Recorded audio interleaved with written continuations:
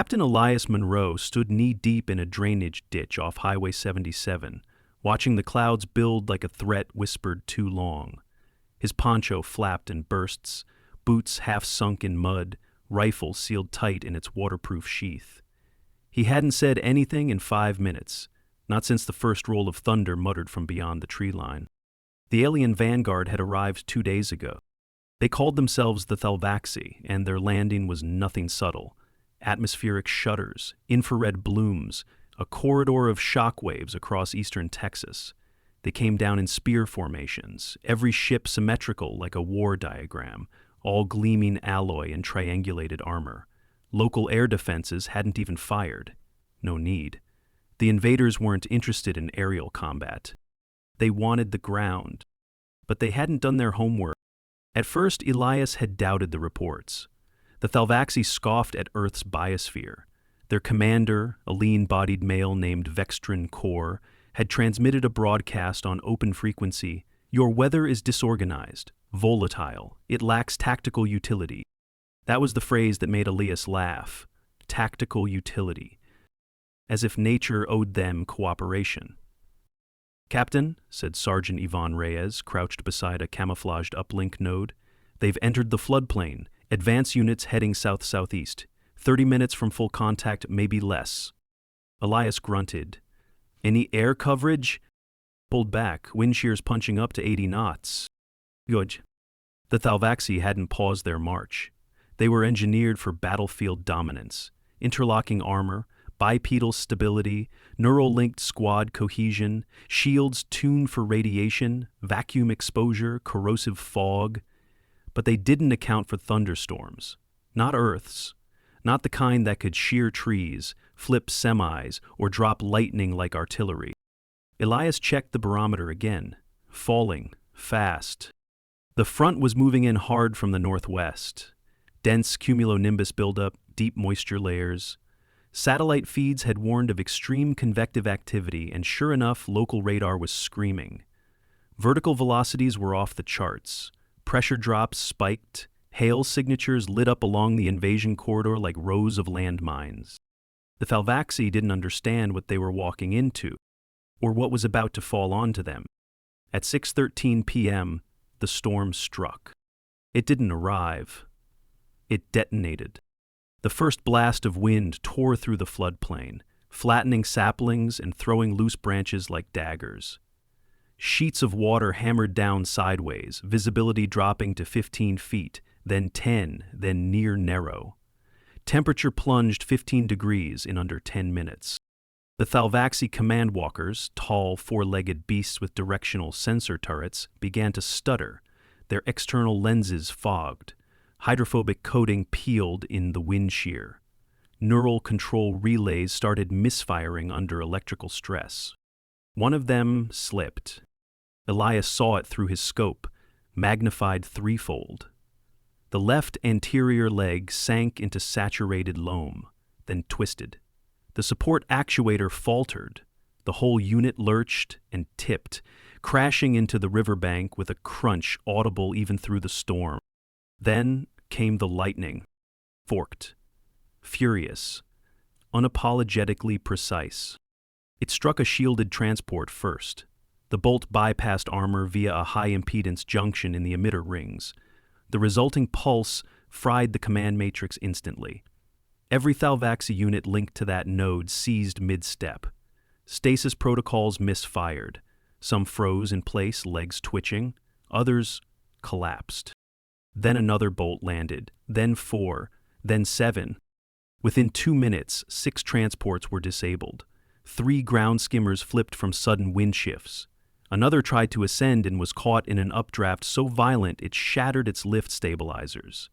It spun down in a sickening corkscrew, slammed into saturated earth, and buried its nose halfway into a drainage field.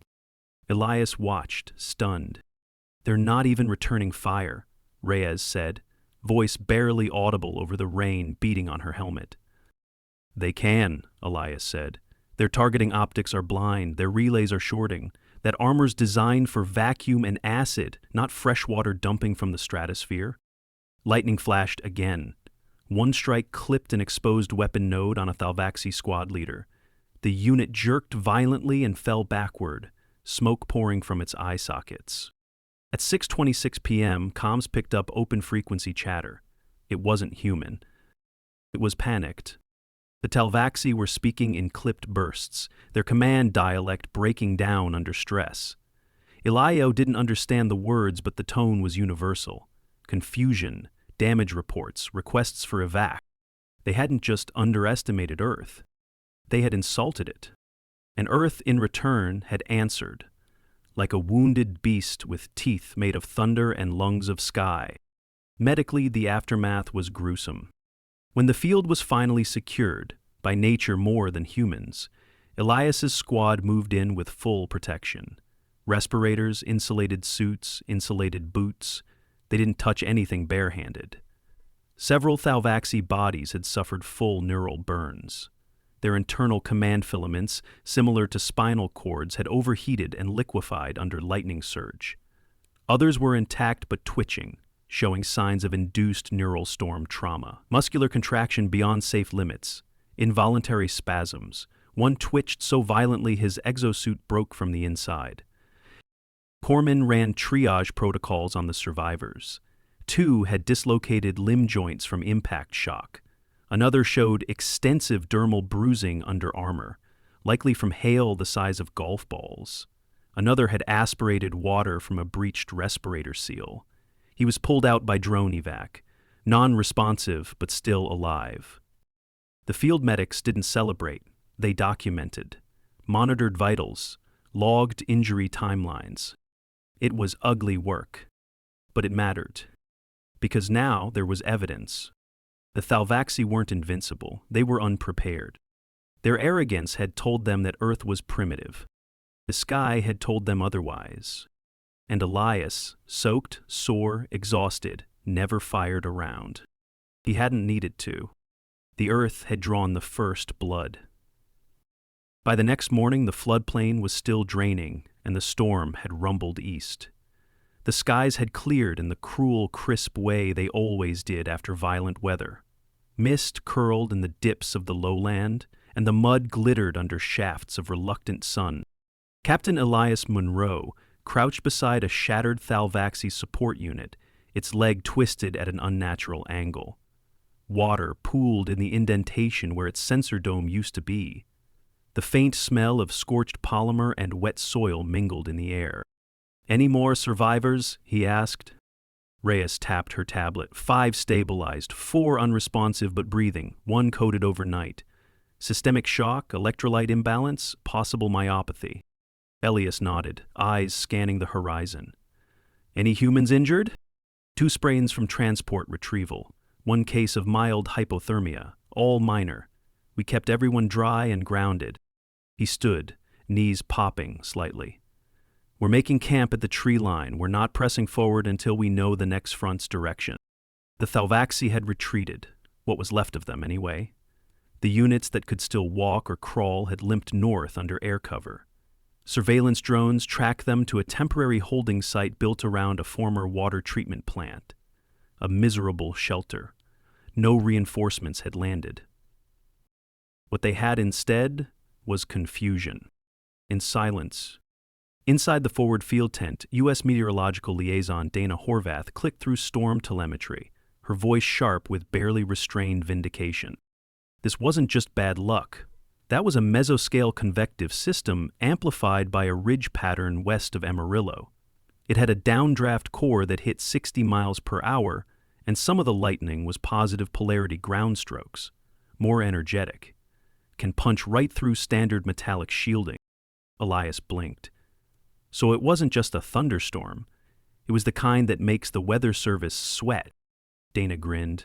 It was the kind that flips airport radar towers and cracks bedrock. They walked into it blind. Thought so. The Thalvaxi hadn't accounted for something humans lived with every summer. They had sensors, algorithms, but they'd misread the atmosphere the way a chess master might underestimate the tide. And now they were scrambling to adapt. "Do we think they'll adjust their strategy?" Elias asked. Dana nodded. "Absolutely. They'll try to compensate, hardened armor, ground insulation, but that's going to take time, weeks at best, and the storm season isn't done.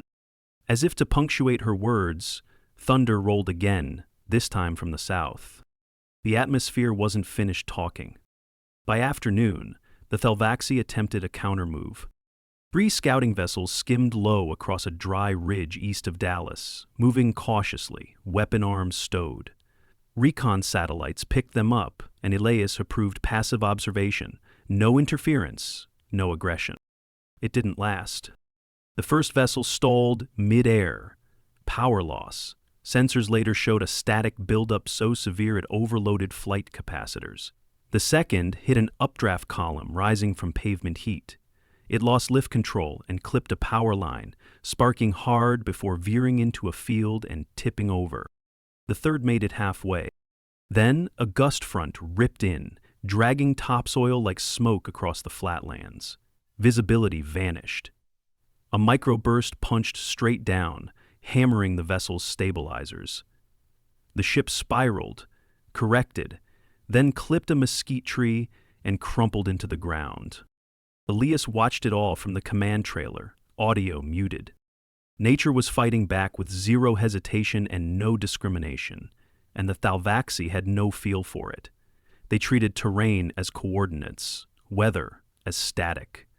They didn't understand what humidity meant to machinery, what heat did to circuits, what 40-degree temperature shifts did to servos calibrated in sterile atmospheres. Later that night, Reyes brought in intel from a recovered Scout's helmet feed. The last words from its pilot were roughly translated as, "Adjust visual input, sky aggression intensifying." Sky aggression. That was how they described it. It wasn't the war they expected. Meanwhile, medical teams set up recovery protocols for the human units operating near impact zones.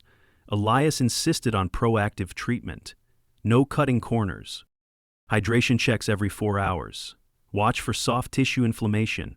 Anyone with dizziness gets pulled for core temp analysis. The gear helped. Environmental suits were breathable, insulated, grounded. But stress, compounded with weather, made for accidents. One corporal slipped while extracting a probe, fractured wrist. Confirmed by portable ultrasound. Immobilized. Another soldier showed signs of cold-induced neuropathy from prolonged exposure. Early treatment avoided nerve damage. But it underscored the reality: humans didn't fight alone. They fought with weather, and sometimes against it, but they knew its rhythms. They respected the sky. The Thelvaxi did not.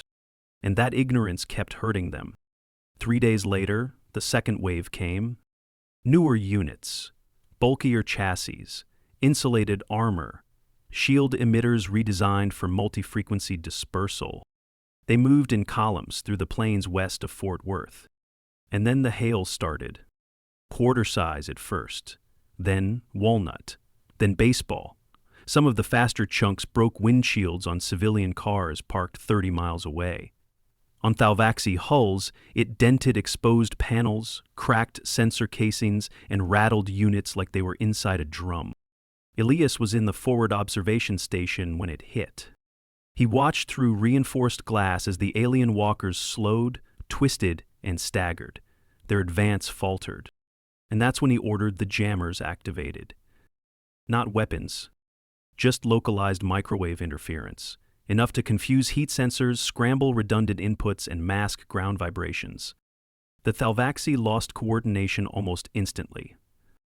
Their shields were optimized for directed fire, not environmental chaos plus tactical deception. They fired into the storm, blindly. Some rounds hit nothing, others ricocheted. One exploded near a ditch and cratered the side of a wheat field. Human forces didn't move in. They didn't need to. The rain did. The thunder cracked again, longer this time. The ground churned. And the earth, battered and storm-drenched, stood unmoved. The Thelvaxi were changing tactics, but not fast enough. Their next wave deployed low-crawl armor crawlers, reinforced for traction. These ground huggers rolled on magnetic repulsion systems, each with 6 stabilizing limbs like mechanical crabs. They came in a slow formation, hoping to ride just above the mud and debris that had swallowed their walkers before. Captain Elias Monroe watched the advance from a shallow slope just north of the Red River Basin. Rain had softened the terrain into what locals called black gumbo, clay-rich soil that turned slick, heavy, and glue-like when wet. The perfect trap. "Tell me those readings are still holding," he said, squinting past the edge of his hood. Sergeant Reyes checked her field tablet. "Pressure drop is steady. Thunderstorm cell is 3 miles out. Estimated touchdown a full squall front in 12? Then we wait." The Talvaxi were methodical. One crawler paused every 10 yards to scan, sweeping wide radar arcs, but they hadn't learned how quickly Earth's weather could flip. The air had already gone glassy with tension. Leaves clung to undersides of branches. Insects vanished. Wind held its breath. Then, with zero fanfare, the wall of storm rolled in like a god slamming a door. The first gust bent trees sideways. Dust blew horizontal. Within seconds, the crawlers were half submerged. Their ground repulsion drives started fighting terrain adhesion. Mud clung to their undercarriage, splashing into vents. Smaller units spun out completely, one of them flipping and ejecting its operator, who skidded nearly 20 feet and slammed into a broken fence post. Elias called it in immediately. "Combat medic to grid marker 7, unknown trauma severity." "Confirmed," came the reply. "Mobile team en route, shock pads and C-collar in hand." The soldier wasn't human, but Elias wasn't about to let him die if they could help it. The med team pulled the Talvaxi trooper free using winches and anchored gear. Initial vitals showed labored respiration, misaligned shoulder, possible thoracic contusion. No obvious spinal compromise, but they strapped him anyway. The wind howled louder. Lightning stitched across the sky. This time, Elias watched as a single bolt slammed into the far crawler's turret ring. There was no fire, no cinematic explosion, just a white-grue arc and instant shutdown. The lights went dead. The machine groaned, twitched, then collapsed into the soaked field. "They keep shielding for directed strikes," Reyes said. "Lightning doesn't care." Elias nodded grimly. "Because it's not a weapon, not to them." But it was. Back at command, meteorologist Dana Horvath was briefing 6 other international weather experts via uplink. The room was half-lit, quiet, and sticky with drying condensation. "They've tried every mechanical workaround," she said, "but they haven't adjusted to biological unpredictability. Human troops know when to pull back from a lightning field. They sense wind shear changes. They feel air pressure on their skin." One French analyst, a civilian consultant, leaned forward. "You're suggesting Earth's soldiers have evolved for chaotic weather?" "Not evolved, trained, lived with it. That's the difference." It wasn't bravado, it was adaptation. Elias's team had memorized shelter building under thunderstorm threat. Their gear dried fast, drained better, and vented excess moisture. They knew not to take cover under isolated trees, how to lie flat near terrain folds, how to insulate electronics without overheating. The Talvaxi were still treating the planet like a logical opponent. And Earth refused to be logical. The human counterstrike began only after the 3rd storm cell cleared. Not before. They waited for the sun to return, even if just for minutes. The Talvaxi units that remained in the field were fatigued, low on functioning optics, and down 2/3 of their shield relays. Elias gave the order.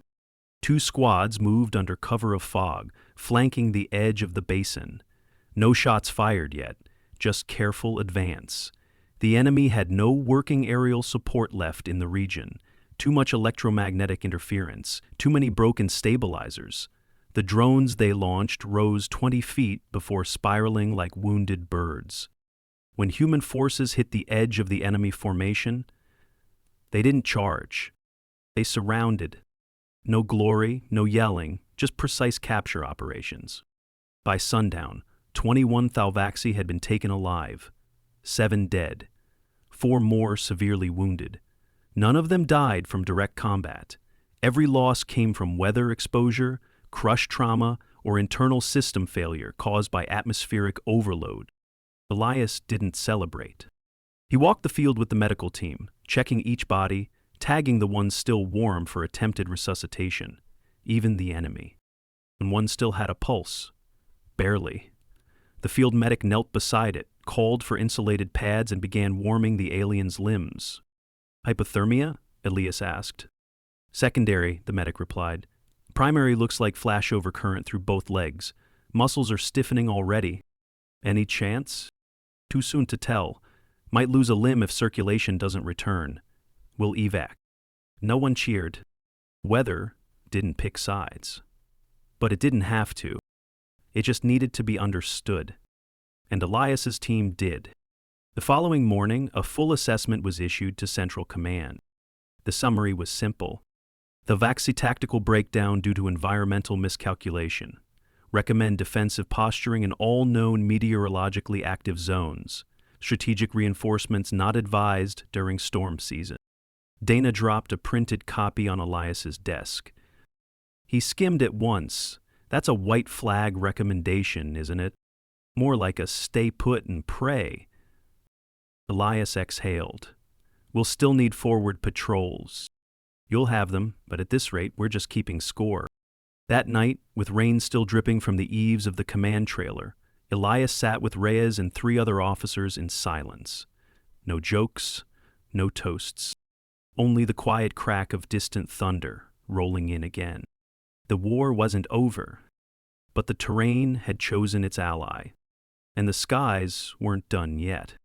2 weeks after the first storm flattened the Thalvaxi's spearhead formation, the skies over central Oklahoma were blue. Not calm, never that, but deceptive. Wind tugged at treetops with a dry, expectant edge. Elias Monroe stood outside the command tent with his hands deep in his jacket pockets, the morning sun casting sharp shadows across tire ruts turned fossil hard in the drying mud. Reyes joined him with a steaming pouch of rehydrated coffee. Intel update came through. Anything useful? They've recalled their northern flank. Triage is the priority now, pulling hardware, rerouting control nodes, setting up long-range uplinks to coordinate remotely. Elias took the pouch, took a sip. No more forward movement? None. They haven't pushed a patrol past the river in 4 days. We're not seeing scout drones, not hearing their chatter. If they're repositioning, they're doing it quietly. That was telling. Not a retreat. A pause. Strategic silence. And Elias knew exactly what that meant. The Thalvaxi weren't just wounded, they were studying. Intercepted transmissions revealed new directives issued from high orbit, weather adaptation protocols, terrain recalibration subroutines, pressure-sensitive sensor recalibration.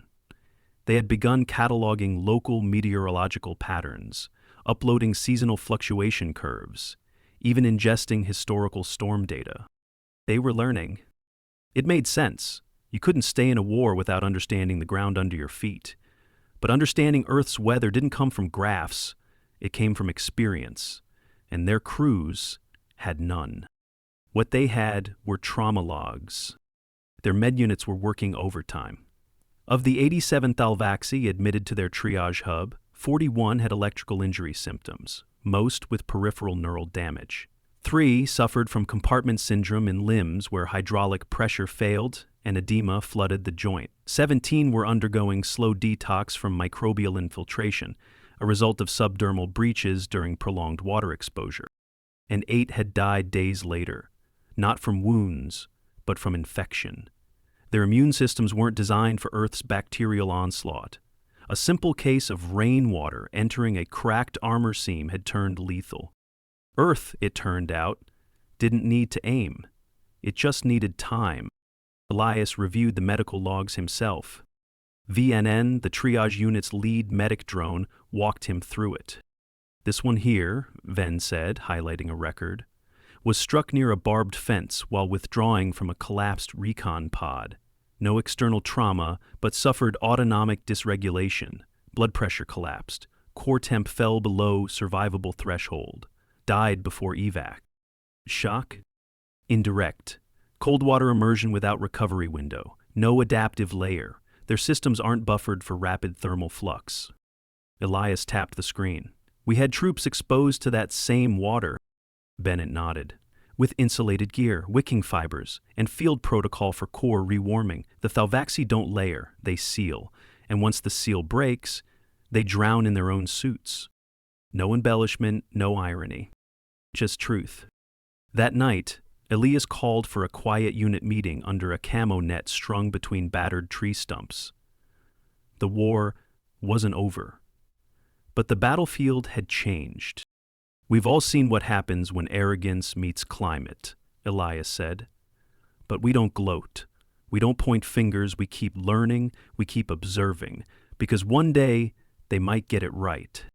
The soldiers listened in stillness, jackets zipped tight, boots dry and gear clean. He continued. They're smart, adaptable. But so is this planet. Our greatest weapon isn't firepower, it's familiarity. You know how to feel a storm coming before it hits. You know where to stand when the sky goes yellow and the wind goes silent. They don't. That matters. Sergeant Reyes raised her hand. We just got a new weather model from HQ. Gulf air is rising fast. Could spawn a supercell. Elias turned toward the south. Estimated arrival? 4 hours. We'll get the edge. He nodded once. Double-check all drone perches. Reinforce the sensor masts. Pull anyone from low ground. They didn't argue. By 11:30 p.m., the sky cracked open again. This time the Thalvaxi didn't run. They stayed. They'd laid sensor grids, reinforced shelters, tried buffering their armor with layers of synthetic insulation modeled off human gear. They even repositioned storm-facing equipment to reduce drag and heat exchange. And still, the wind found them. Still, the rain forced its way in. Still, the lightning, hungry and erratic, carved through the clouds and picked targets like an ancient predator hunting blind. One crawler made it 3 miles before it skidded sideways off a wet ridge and rolled down a steep embankment, its lateral stabilizer torn free on a tree root. The pilot survived the fall. The hypothermia was less forgiving. He was pulled out by his comrades. Barely breathing, disoriented, one leg blackened from internal current tracking. He would lose the limb, but he would live. And when they evacuated him, they passed by the human observation post, where Elias stood under a tarpaulin awning, hands wrapped around a thermal flask, dry as ever. He didn't raise his weapon. He didn't speak. He didn't need to, because the storm had spoken already. The final assessment came 1 week later, a sealed brief issued jointly by Earth Defense Command and the Coalition of Climate-Integrated Tactics. It concluded the following.